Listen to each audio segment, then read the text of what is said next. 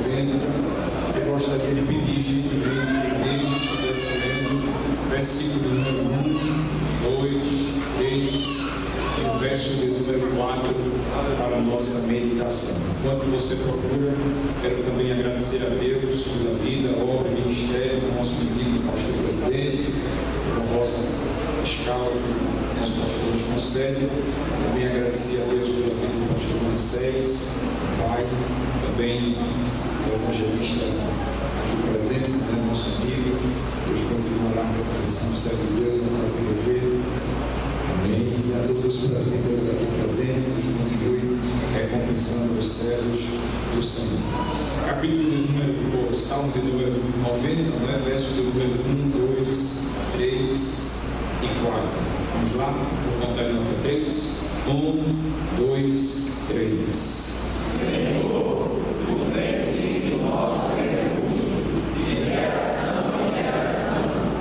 Antes que o mundo nascesse, voltei com a raça terra menino. Sim, de eternidade a eternidade, tu és Deus. Tu Deus e fome a destruição, e diz, voltei o filho do homem, porque humanos são ao redor, como guia de homem que passou, e mora na vigília da noite. Ele pode dizer amém por isso? Amém. Muito bem. O Salmo de número 90 é um salmo que apresenta a pessoa de Deus em comparação com a fragilidade humana. E Moisés, com muita sabedoria, diante das experiências que ele observou no decorrer da sua vida, pôde compreender como Deus é acima de tudo e acima de todas as coisas. E ele, neste salmo, de uma forma muito eficiente, traz a respeito do ser de Deus, sua qualidade, sua capacidade, seu poderio, sua governabilidade, e como Deus age acima de todas as coisas, sem ser afetado por nenhuma delas. Enquanto a terra, os seres humanos vivem com as suas limitações, sonhos, projetos e observações particulares, nada altera o controle universal que está na mão de Deus. Apesar de vermos tempos difíceis, mas o controle sempre permanecerá no domínio de Deus. E ele, de forma muito clara, nos versos de número 1 ao verso de número 4, faz menção desta soberania desse Deus.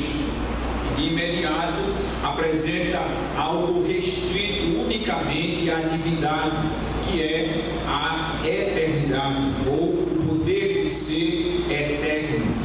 De forma que, quando nós observamos o que Moisés trata em todo esse salmo, e aproxima de exatamente 17 versículos, o verso de número 5 ao verso de número 7, ele faz menção deste Deus que está acima de todas as coisas e que controla e que governa e que estabelece a sua vontade.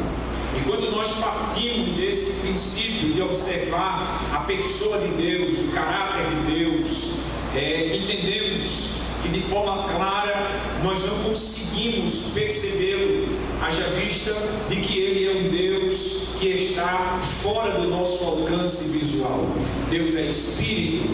Outra verdade que percebemos com base no ser de Deus é que ele é santo e nós somos mortais e pecadores. Não há possibilidade de um mortal ter acesso ao eterno. Não há possibilidade de um pecador ter acesso ao que é santo. Não há possibilidade do que é material ter acesso ao que é imaterial. Mas esse Deus, que apesar de ser santo, eterno e Espírito, ele de forma clara se manifesta no mundo físico e no mundo material para revelar a sua soberania.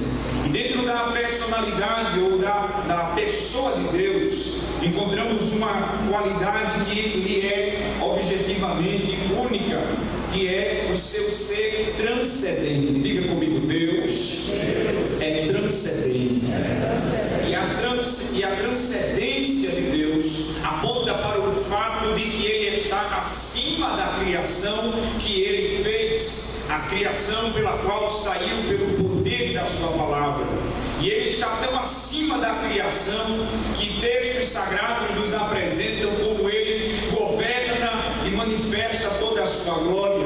Isaías disse que Ele habita no alto e sublime trono. Isaías disse que a sua casa ou o seu santuário se enche da fumaça e nenhum anjo ousa sequer olhar para ele. Mas pelo resplendor do brilho da santidade, eles com reverência, com duas asas cobrem o rosto, com duas asas eles cobrem os pés, e com as outras duas eles voam, e ao se encontrarem anjo com anjo, olham um para o outro e dizem assim: quem está no trono é santo, quem está no trono é santo, e toda a terra está cheia da sua glória. Quem pode dizer amém por isso, irmãos? E nesta transcendência de Deus percebemos que Ele está tão além da sua criatura. Em Isaías capítulo de número 40, Isaías verbaliza como Deus está no controle de todas as coisas e diz que Ele mede o universo a palmos. Aleluia! Ele coloca todas as águas do oceano na concha da sua mão. Já imaginou o oceano Atlântico, o oceano Índico, o oceano Pacífico, o oceano glacial, o Antártico, tudo na palma da mão de Deus? É a transcendência dele. Ele está acima de todas as coisas e governa pelo poder da sua soberana vontade. E ele, por ser transcendente, e ele, por ser tão superior a tudo e a todos, ele não está necessariamente subordinado à vontade de ninguém. De forma clara percebemos que o ser tão poderoso que é este Deus infinito, que não pode de forma alguma ser conhecido pelaquilo que é finito, ele é, além disso, impossível que alguém tenha acesso a ele de forma sozinha. Se o homem tentar ter acesso ao divino, a presença de Deus não pode, apesar de o homem ser um ser espiritual, mesmo não tendo conhecimento do Deus verdadeiro, mas ele não consegue sozinho se aproximar de Deus, pela sua pureza, pela sua santidade, pela sua soberania. Mas este Deus que está além da sua criação, que não depende da adoração dela para ser Deus, que não depende do louvor dela para ele ser quem ele é, que se auto-satisfaz em si mesmo. Se ele quiser, ele manda os anjos parar de adorar e o seu próprio ser se auto-satisfaz. Este é o Deus que nós servimos, que apesar de não precisar da nossa adoração, movimenta o seu trono pelo louvor sincero, porque está escrito: ele habita entre os louvores. E se ele habita entre os louvores, quando os mortais louvam a ele aqui embaixo, as rodas do seu trono começam a se mover e a graça dele começa a se manifestar no meio do nosso povo, e percebemos o que Isaías diz: a glória dele está sobre a terra. Você tem a glória de Deus na sua vida? Levante a sua mão esta noite e dê a glória para Jesus, porque a glória dele está presente na sua vida. Ele é transcendente, está acima de tudo e acima de todos. Mas além de ser transcendente, ele também é um Deus imanente. Diga comigo, imanente. E a imanência de Deus diz respeito da sua capacidade de se associar com a sua criação. Ele tem interesse pela sua criação. E quando alguém diz que este Deus, por ser tão grande, não tem interesse pela sua criação e deixou ela solta ao seu bel destino, ao seu bel prazer, encontramos na página do texto sagrado de que Deus tem sim interesse pelo seu povo. Ele se preocupa com o seu povo. E se você abrir a sua Bíblia, por exemplo, em Êxodo capítulo de número 3, versículo de número 7 a versículo de número 8, percebemos que ele expressa o interesse de zelo, de cuidado, de afeto para com o seu povo. Israel estava no Egito, passando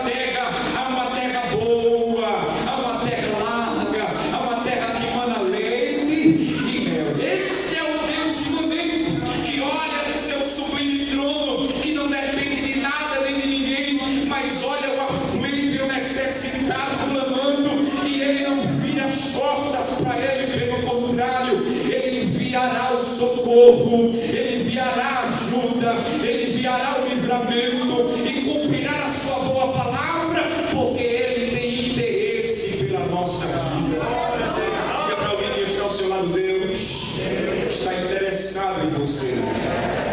Não diga de novo para ver se ele dá uma glória. Diga: Deus está interessado em você.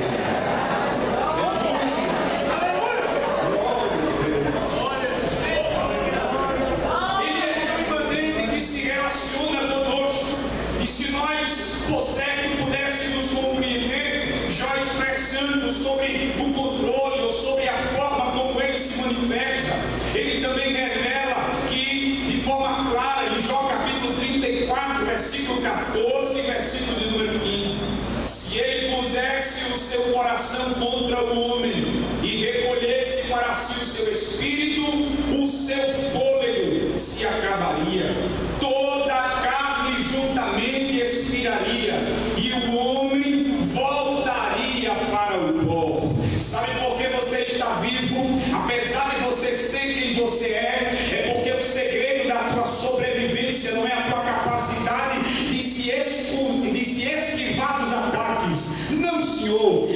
O segredo está justamente em Deus. Porque se Ele tirar os olhos de você, você morre. Se Ele tirar o espírito, você morre. Se Ele tirar o rosto de cima de você, você volta para o pó. Mas porque você está vivo, é porque os olhos de Deus estão te acompanhando, te preservando, te guardando.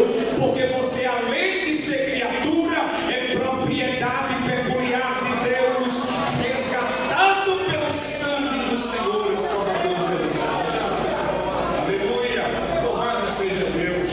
E concluo, por favor, me dá aquele fundo musical ungido aí da parte de Deus, já concluindo por causa da hora. Também, além de demonstrar interesse, de Deus mostrar que nós dependemos dele para tudo. Além de dependermos dele, também percebemos que este Deus imanente é a razão da nossa existência. Diga comigo: eu só existo por causa dele. É por isso que Paulo entendeu isso e disse: porque dele, e por ele, e para ele são algumas coisas. Aleluia. São todas as coisas. Quando ele entende isso, aí quando percebe que não tem o que fazer a criação de Deus, então ela precisa expressar glória. Então ele disse: a ele seja dada toda a glória, de eternidade a eternidade. Oh, miserável, ele é Deus. De eternidade a eternidade, ele é Deus. O próprio, aleluia, Moisés está dizendo que na sua compreensão ele entende que Deus é eterno, mas apesar de compreender que Deus é eterno, ele usa essa expressão de eternidade a eternidade. O que ele está dizendo é: eu não sei se é possível, mas se porventura a eternidade tiver um começo, tiver um fim, eu sei que tu és Senhor acima de tudo, porque tu és de eternidade a eternidade. Os nossos dias são apenas 70 anos, e quando a gente passa, chegando a 80, é só canseira e fadiga, mas a tua boa mão, Senhor, o teu cuidado, tem nos mantido, nos preservado, nós só existimos por causa dele.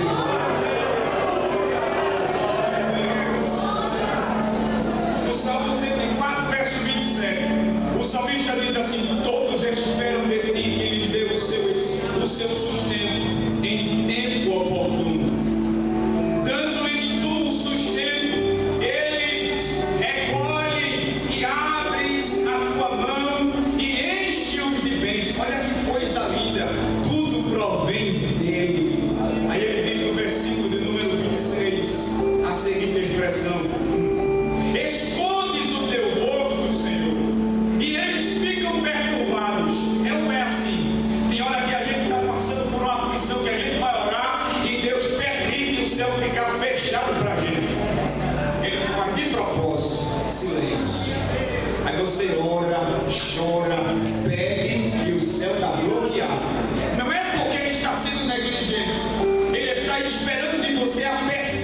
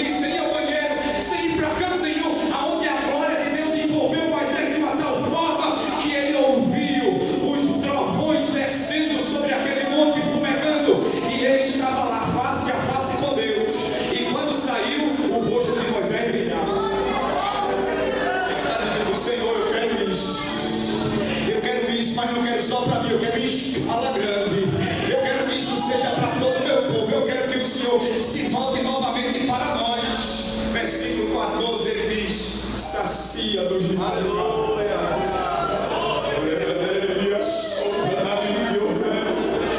Oh, sacia-nos, Senhor. É como se nós estivesse dizendo: Senhor, o pão que perece, ele é momentâneo também, mas a tua presença,